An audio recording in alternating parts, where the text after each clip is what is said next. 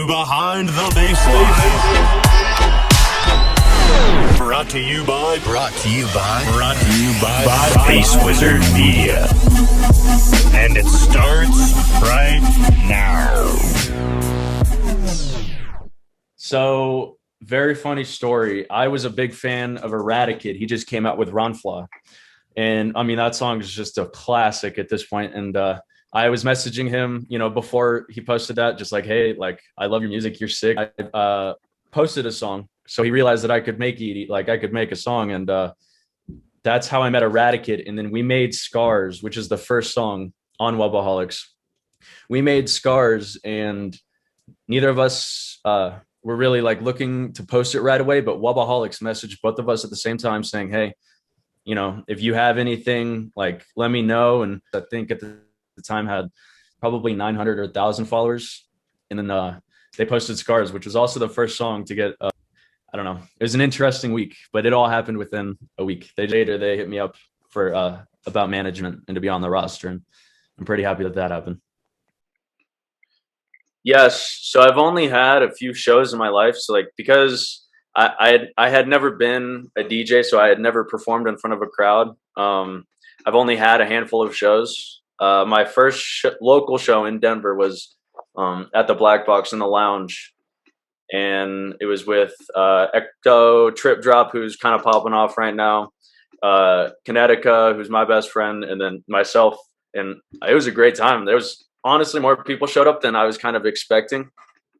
For a Tuesday night, I don't know. For a Tuesday night, it was pretty lit. It was a good time. And when was that? Like, when did you do your first show? That was probably a month and a half ago. Oh, when did I do my first show? Wubbaholics, like, probably. Let's see. I have the thing right here. Last Halloween, there was a little festival in Ohio that me and a few other Wub boys got flown out to, and I got to meet Adam and Austin for the first time, Zach Farr, Tyler Zuck, like, they all came out. It was a great time to meet them, and that was the first time I had ever performed. It was pretty cool. The main stage got, like, rained out. They let the floodgates open, so we couldn't do that, so it was like a little makeshift Renegade stage as the main stage with a bonfire in the back. There's, a few hundred people there. It was pretty lit. I mean, we were having a good time. That's a vibe. And Yeah. so have you gone to like many festivals just as an attendee? The only festival I've been to is Moonrise in 2017. I think Excision was headlining, same with Zed's Dead, and like DJ Carnage back when he was kind of doing his thing in like the trap game, and he was lit. I love people hate him. I thought he was fun. So then, I mean, this must be a huge deal for you. So you're playing Soundhaven, which is in what, a week from now? Yeah. So that's it's next Friday, and this will be like my first like actual EDM Wook Fest. Like shit that I make and my friends make. Because they weren't playing that shit at Moonrise. It was like Boombox Cartel and RL Grime and these big motherfuckers. And same with I went to Imagine for one day just on a whim by myself. I'm pretty excited for Soundhaven. I'm not gonna lie. Are you ready for it? You got the set all ready to go? So I don't like necessarily prepare my sets, like have a set track list. In my opinion, if I were to miss a cue point or like mess up, like let's say like on the second or third song, the rest of the set, in my opinion, would just be me just trying to catch up, and it would just fuck with my head. So I just have the best songs, from myself and my friends, and I try and find hidden gems on SoundCloud that I throw in the USB, and I just kind of go up there and do my thing. I can read music pretty well, so it's not very hard for me to just hop up there and make the beats match, turn up on stage. But I'm pretty excited. Soundhaven's gonna be fun. Yeah, man. Yeah. The lineup's insane. So, like you're in for an epic first festival experience as far as like playing an actual set goes. Yeah. Are you nervous at all? Like, I mean, what's that like for you? I mean, it's a pretty big deal. You're playing your first festival. It's legit. Yeah, I mean, this is kind of as legit as it comes. So I'm very anxious. I'm nervous because I have to, kind of play music that I make in my bedroom out in front of people, and I'm not quite used to that yet, and the whole getting on stage thing is kind of new to me as well. I love it. Like I have a great time and it feels natural, but I'm really nervous because my parents are coming. They've been wanting to see, because they've known about this dream for a while, and so they're coming up to see my set, and yeah, that's the big reason why I'm nervous, is because I don't know how they're gonna react, but they're gonna have a good time. So yeah, man, it's awesome. I'm sure you're gonna kill it. So now that you're in the spot, right? You're about to play your first big festival. Things are looking good for you. You've only been producing music for like a couple of years. You're already reaching this, I'd say a pretty big point. Like, are you doing music full time now? Do you work as well? Like, how many marbles are you throwing in that basket of like doing this full time, like making this happen? So I work a full time job. I'm a low volt technician, so I'm on the construction site. I'm on site at 6 a.m. Just grinding, living the American dream, and I just come home and if I sit down and a beat comes out, but I don't really force it. I can't. I've already spent all of quarantine kind of just sitting down, staring at the computer, learning everything I need to learn. And now it's kind of to the point where I can just load up, and if a song comes out, I mean, it's fun and it just flows.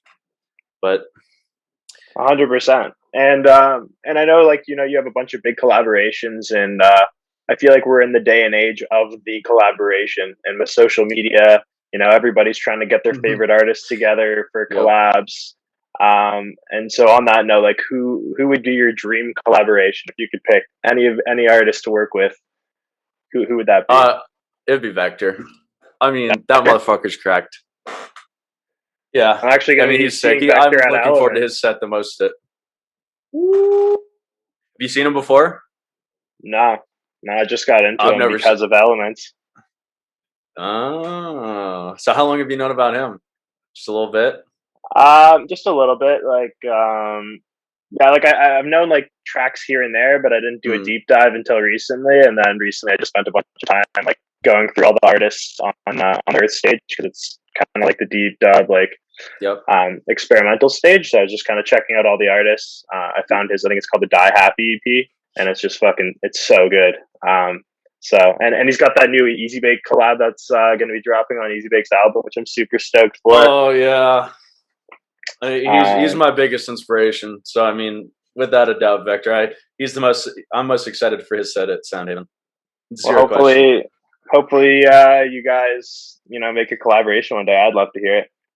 And so on that note of collaborations, I know you've done some before. Like, in your experiences collaborating with other artists, like, is it something you enjoy?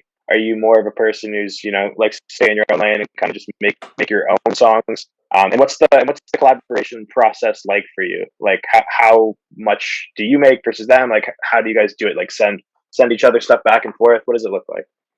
So I'm 50-50 with collabs, because, I want to, it's music, right? So I want like a connection. I want actual music elements into it. I don't want to just make a banger, if it comes out as a banger, it does. But I really enjoy meeting a person, whether it's in person or on a Zoom call, and like getting to know them first, and then hopping in and being like, hey, let's make a song. And if it comes out, it comes out. I have a few songs with a few people that I'm not like necessarily too close with, but I really like their music, and they'll just send me a tune, and normally through like WeTransfer, so I'll be able to open it up in my DAW. And then I'll either, right away I ask if they're married to anything, because I'll go in and kind of just do what I want, and then let them, because they already made their version, right? So I'll do what I want and then send it back and say, hey, you can change whatever you want. I'm not married to anything.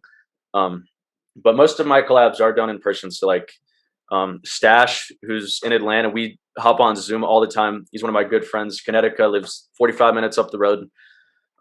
We make a lot of music. We actually have a side project coming out soon. Can't really say anything of it, but we might have a side project coming out.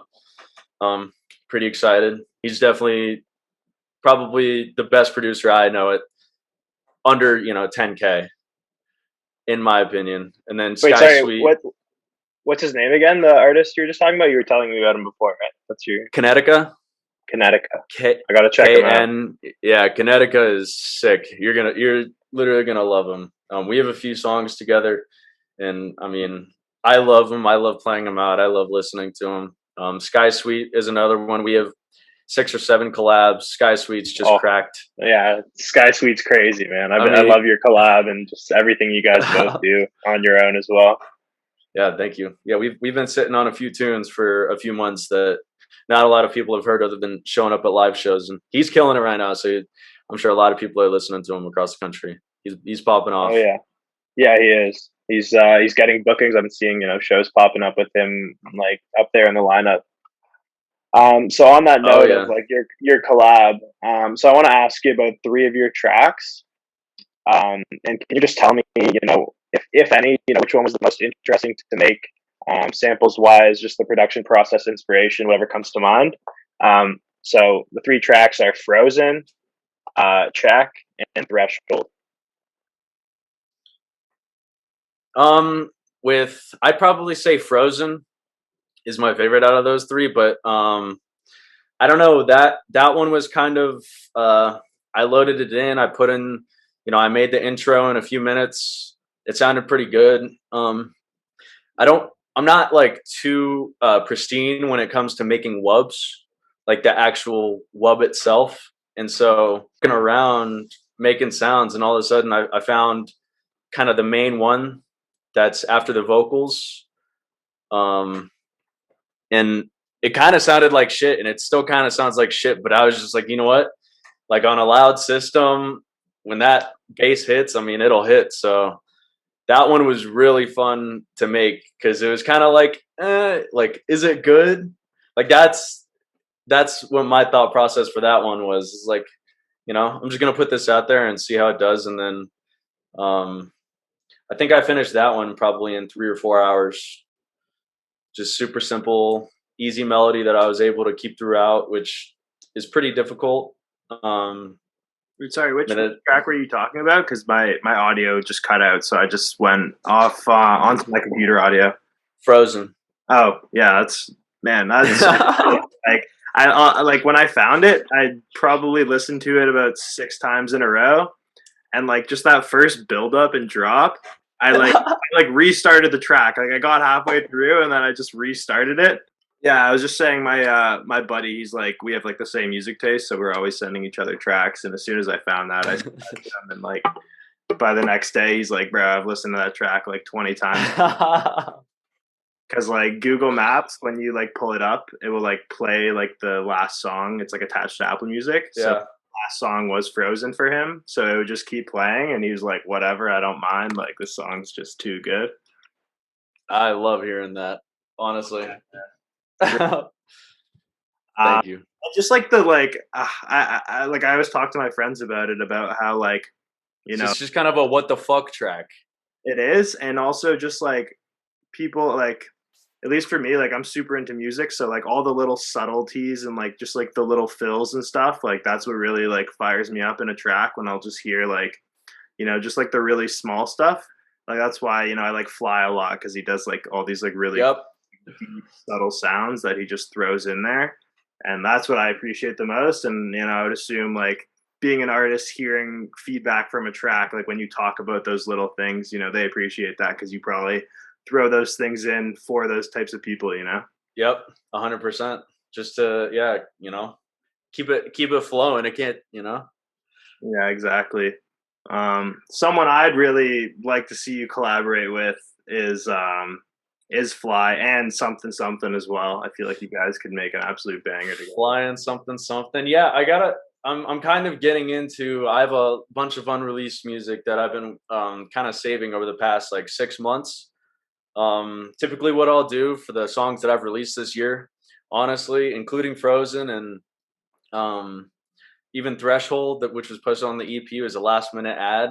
I'll just make this song, and then I'll just be like, I'm gonna post it this week, because if I don't, I'm just gonna sit on it.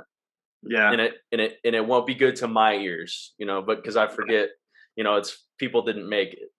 Yeah, 100%. So, and on that note, like I've I always wonder about different artists and unreleased tracks, and obviously when you're building a brand and a name, you kind of want to be somewhat specific and just kind of keep a certain image. And so some people, I guess, are more picky, and some people are less picky as to what they put out. But on that note, like if you had to guess, how many unreleased tracks would you say you have in the vault, finished or unfinished? finished or unfinished, I probably have like an hour and a half of music. I have a few kick flips that, remixes. I call kick flips. I don't know. I like that.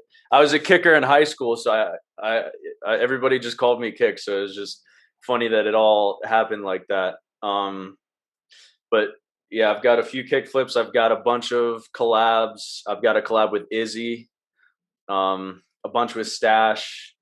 I think I have 3 with Tape B that nobody's ever heard. And yeah, I've got probably 20 just solo tracks, start to finish, whether it's good or bad, that are playable. So yeah, a lot of my sets are unreleased.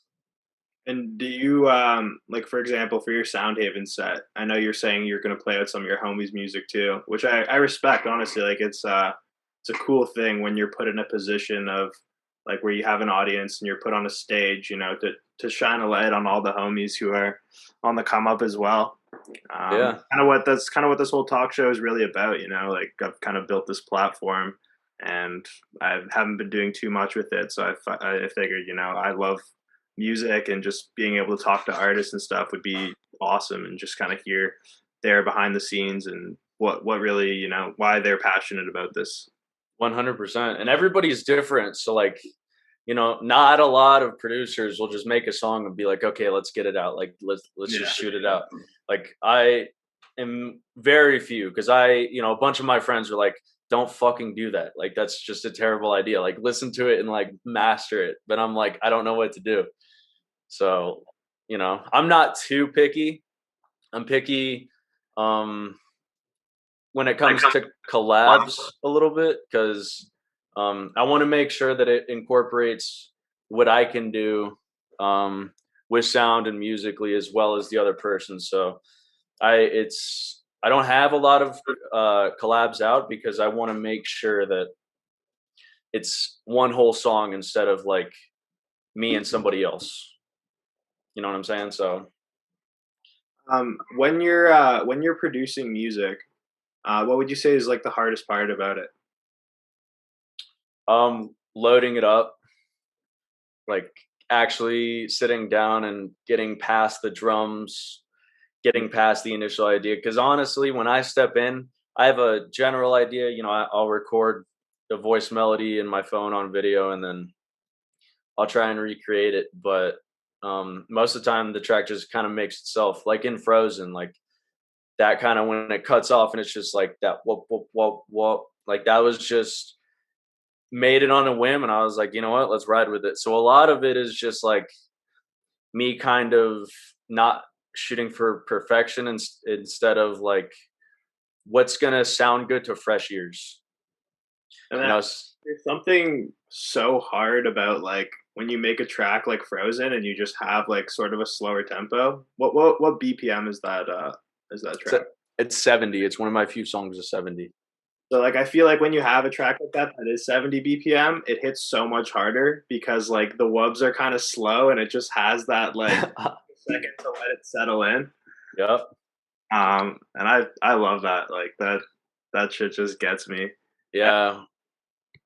140 is the Denver special, so I'm just now getting into, because the scene that I was used to is Atlanta, and that's more like rhythm, dubstep. Yeah. Those clubs kind of hire guys to play shows, and doesn't really matter if they make music or not. They just they know what they're gonna play. They're gonna play it, and I bet a bunch of them don't get paid. But that's why I moved out. That's why I moved over here, is just because I knew that this is a town for artists. Yeah, it really is. If you can look past the intimidating part, like I'm moving to a city where everybody's a producer.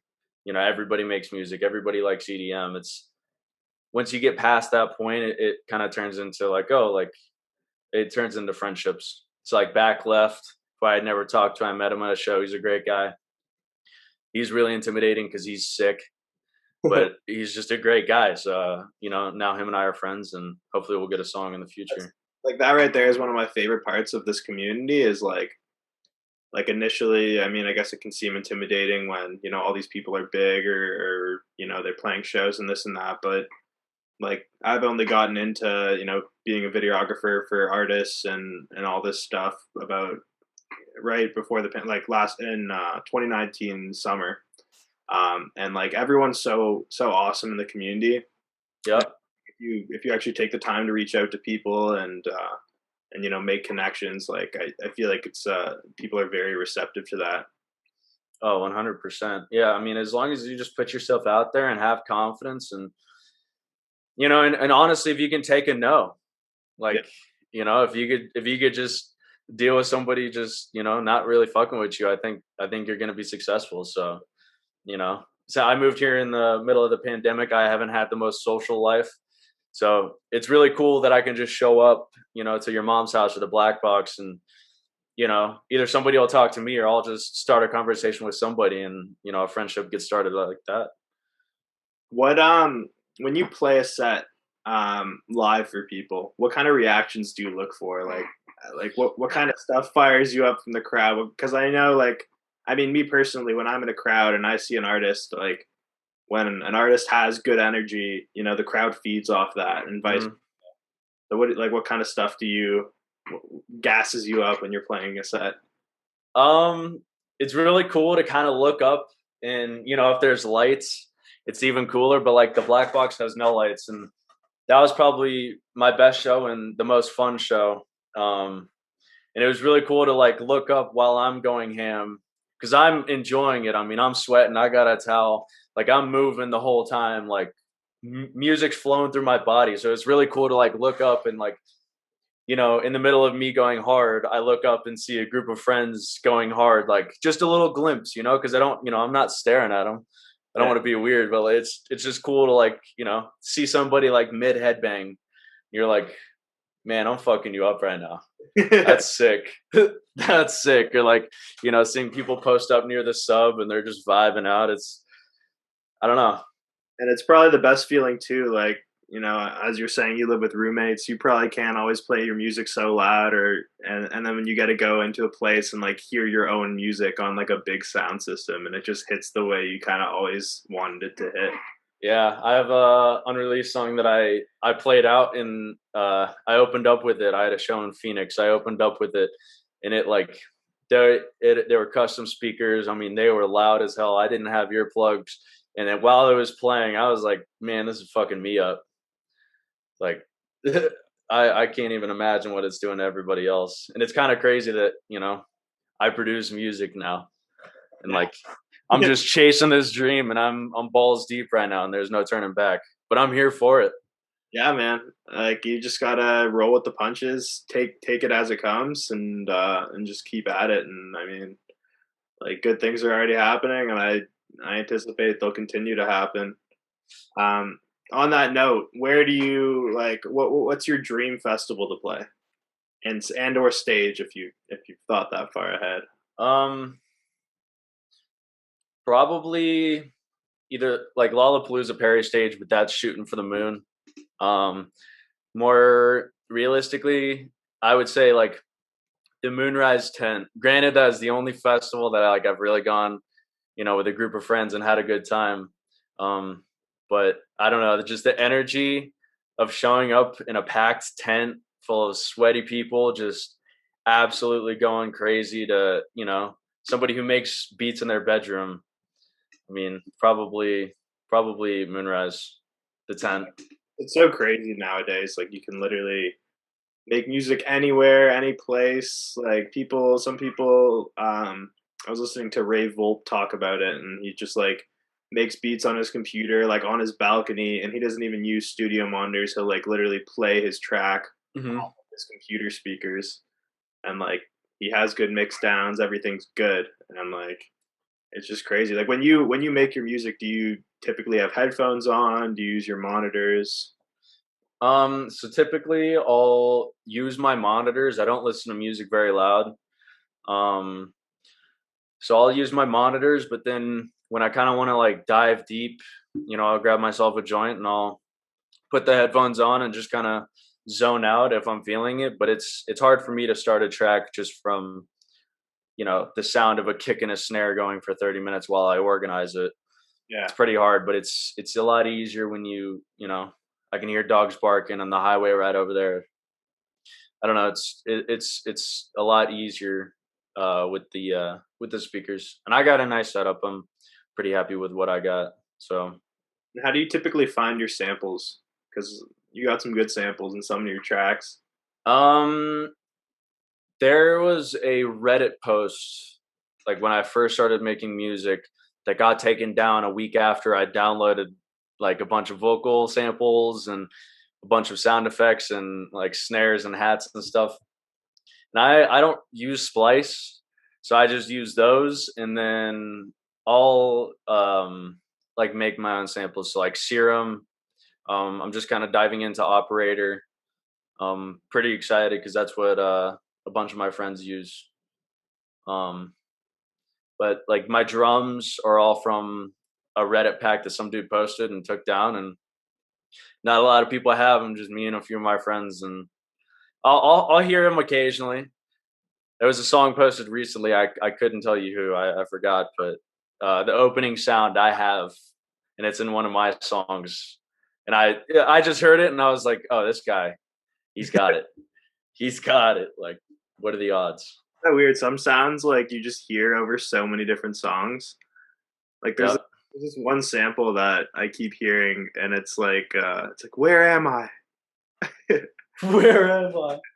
And it's in all these tracks, and me and my friend were just like talking about it, and we're like, does nobody know where they are anymore? Like, don't you have a GPS on your phone?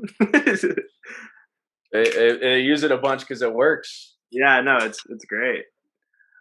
So I just have a couple more questions for you. If you were tasked with getting someone into the electronic music scene and just bass music more specifically, what artists or songs would you show them to kind of ease them into it? Sometimes you don't want to send them the heaviest, biggest banger right away. You just kind of want to show them a little something light. What would you go with? Probably the Die Happy EP. I think is like the pinnacle of what EDM could be. Like beautiful, but at the same time, just like it'll turn your face upside down. So the Die Happy EP. I'm a big fan of Minnesota. He incorporates like legit music into it, with melodies and all that. So Minnesota, and then some of my friends like Sky Sweet. He's sick. It's kind of cool to just be like, hey, this is my friend, and he's unbelievable. And they're like, oh wow, like that guy, and it kind of gives it like an intimate feeling, like 100%. Yeah. So definitely, probably Vector or Sky Sweet. Those two guys make really simple music, but it's very well produced and very good. That new Josh Teed album is insane. I have yet to listen to it. I need to sit down tonight and just crank it. Dags collab is insane. And Dags, I like Dags. And the first track on it as well. All right, so two more things. If you weren't doing music as something you were trying to pursue full time, what do you like? Did you ever have a dream job as a kid, or what else would you have pursued? So I was a kicker in high school. I kind of played soccer all my life, and then in 8th grade, the football coach came up to me and he was like, "Hey, like you just bombed the hell out of that soccer ball. Like, why don't you just come to tryouts?" And I started taking it serious. I got like a personal trainer for kicking. And then he was like, "Yeah, you could potentially go to college for free." And so I just kind of chased that dream, and it's not out yet. I got my bag of balls out there, but college didn't necessarily work. I had a few opportunities that I kind of took for granted at the time that I'm looking back and being like, oh shit, I probably could have done music and football. But yeah, I mean, we'll see what happens with music. We'll see what happens in the future. Well, I'm confident you're going to be playing stages. You're going to be doing big. Thank you. Future. And also, one thing I wanted to say is, as far as when I was asking you about Dream Festival stage, I need to see you one day at the amphitheater at Shambhala. That'll be Shambhala. Oh my god, I would love to play there. I've only seen pictures. I went to my first Shambhala in 2019, and it was just like changed your life, huh? By far the best festival experience I've ever had. Just from like the stages, sound system, like they just make everything so easy and like line up everything. Yep, it's an easy transition to go from reality into like this special world for a weekend that, you know, you're not thinking about anything, you know, politics, you know, what other people thinking. You're just there for the music. And yeah, man, that's the best part of it, is that it all just goes right over the head. I'm so happy that, you know, we're getting to a point where everything's just kind of back. I mean, you guys in the States are kind of fully back at it, and you know, we're just kind of getting there. Oh yeah, it's all great. So would you be willing to play out live right now one of your unreleased tracks? Yes, I will. I think I was just listening to this EP, right? It's a new Mar EP. That's probably is the new Mar had an EP on Wobbaholics a little bit ago, probably a few months ago, and then he just posted this Planetfall, which is an absolutely sick song. The master on it, I mean, the sounds are so clean. And I heard a sound that honestly I can't make, and I don't know, I just kind of rode with it. So let me know if you could hear this.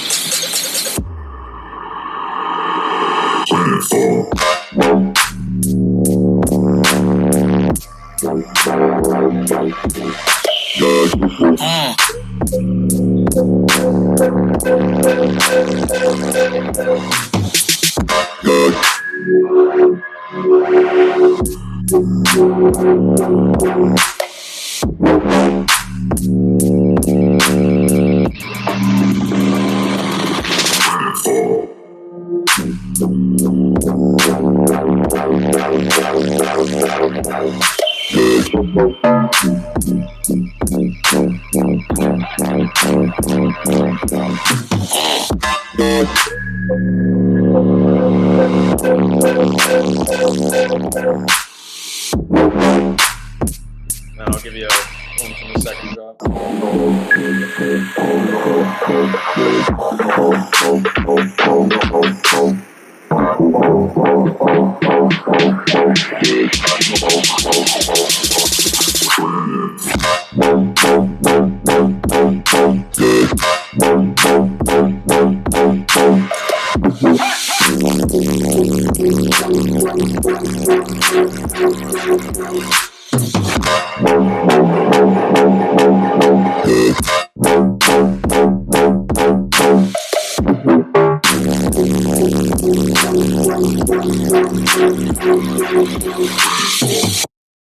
Man, you snapped on that.